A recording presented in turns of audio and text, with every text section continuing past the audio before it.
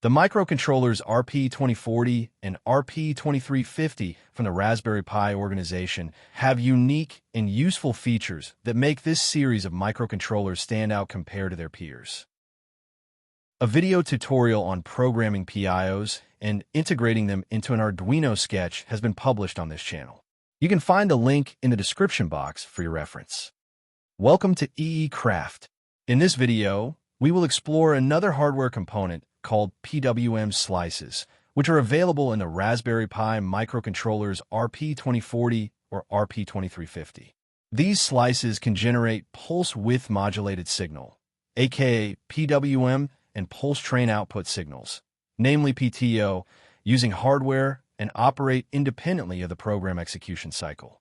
The PWM or PTO can be applied in a wide range of scenarios, from simpler applications like dimming LEDs to more complex ones such as precision positioning control of stepper motors or speed control using servo motors. A pulse train output generated by the RP2040 controller can drive a stepper motor when used with a suitable driver, creating an open-loop position control system. Alternatively, a closed-loop position control system can be developed by implementing a precision pulse counter or a PWM detector. This setup would create a feedback loop using signals from an encoder of a servo motor.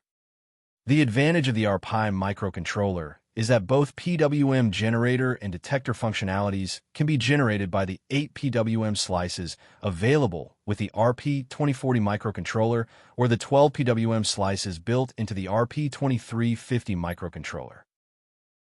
Before we move into how we could build a PWM output using a Raspberry Pi Pico development board and Arduino IDE, let's take a quick look at the PWM slice and its features. The block diagram of one of the 8 PWM slices of an RP2040 microcontroller is shown here. Each PWM slice has 16-bit counter, a fractional clock divider.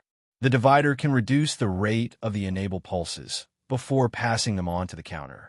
Each of the PWM slices has 2 independent output channels. Therefore, the RP2040 microcontroller has 16 PWM channels, and the RP2350 has 24 PWM channels. The PWM slice also has an edge-sensitive input for frequency measurement and level-sensitive input for duty cycle measurement. Moreover, the slices can in perfect lockstep. All 30 GPIOs of an RP2040 can be mapped to the 16 PWM channels as shown in the table. To learn more about the PWM slices, feel free to refer the respective section of the RP2040 datasheet.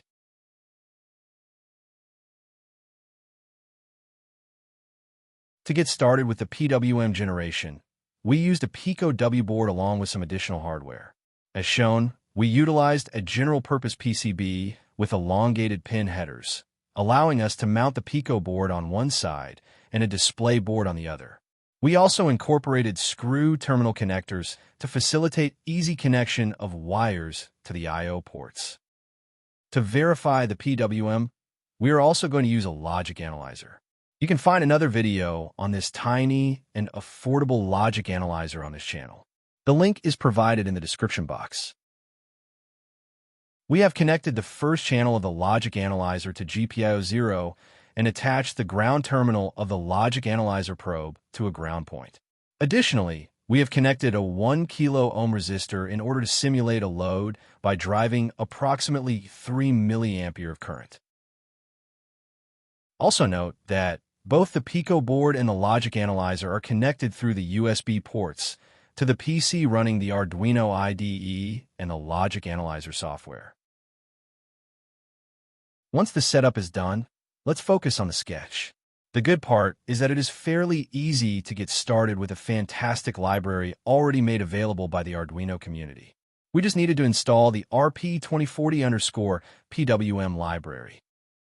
Please visit the webpage shown here for more information. The same is also mentioned in the description box as a reference. Some of the theoretical aspects have been covered in the initial part of the video. The usage section has information on how to use the RP2040_PWM library functions. This section explains how to create a PWM instance by providing the pin, frequency, and duty cycle as inputs. It also details how to initialize the PWM instance and how to configure the PWM with the desired frequency and duty cycle. The library also comes with a bunch of example sketches to help us to get started. In this video, we have taken reference from the PWM_basic example sketch to generate a PWM on GPIO 0 pin. The pin to use constant value is defined as 0 and the same used to create and initialize the PWM instance. In a loop function, the frequency is set to be 200 kHz and the duty cycle is alternatively changed between 10% and 90% every 1 second. Let's now compile sketch and upload the same into the Pico board.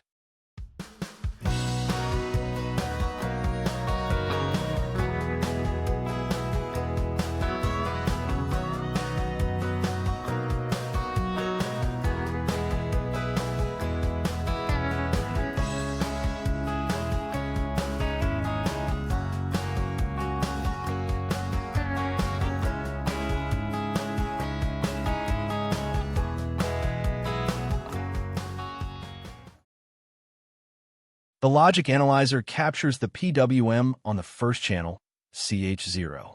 As you can see, here we captured the transition between the 10% duty cycle and the 90% duty cycle. The frequency is measured to be 200 kHz, as it was set in the program.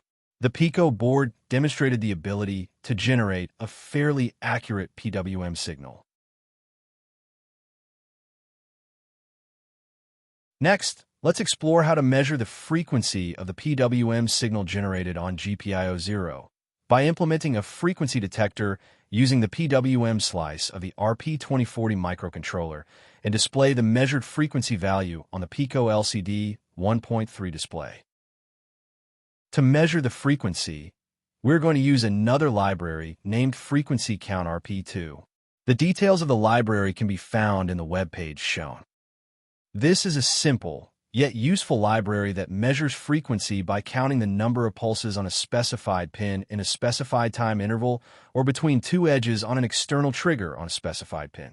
Currently, this library supports only one instance per sketch. Moreover, it can be noted that this frequency counter can measure a frequency as high as 10 MHz. You can also refer to the subsequent section, which provides instructions on how to install this library and how to use the same in an Arduino sketch. Note that only the odd-numbered GPIOs can function as frequency detector pins. This is a limitation driven by the hardware restrictions. As you can see, the usage is also simple and straightforward. Along with the two libraries discussed, we need to use the libraries to be able to display the frequency value on the LCD display. This sketch integrates the functionalities of generating the PWM, detecting the same, and displaying it on the 1.3-inch LCD display.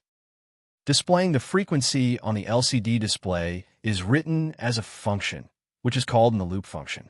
It is a simple display function, which refreshes the pixels showing the frequency value when a change in the value is detected before displaying the new value.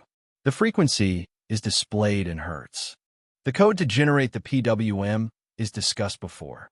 Note that we will generate a PTO with a frequency and fixed 50% duty cycle. The generated PTO is looped back to an odd-numbered GPIO.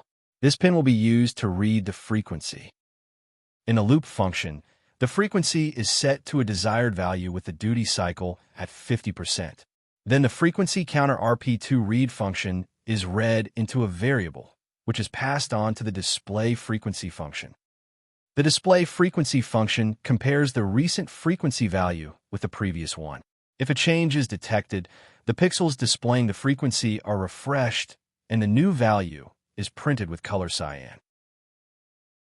Okay, now we're going to generate 200 kHz and let's check the frequency value we read on the GPIO 5.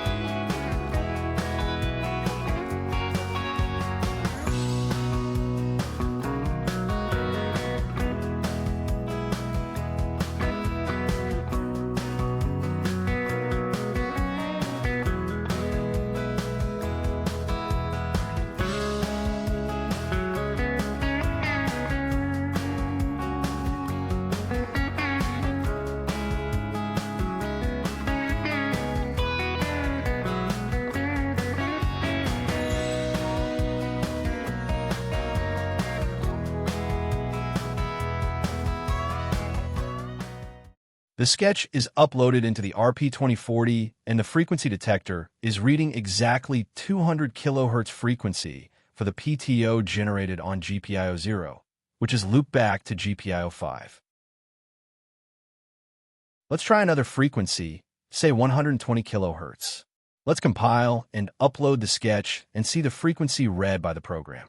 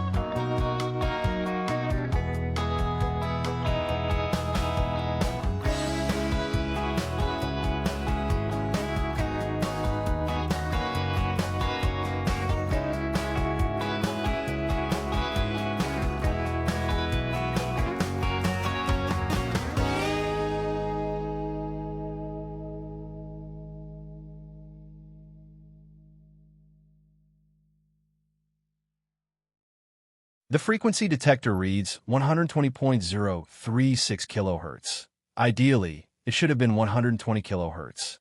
Let's check the actual generated frequency using the logic analyzer.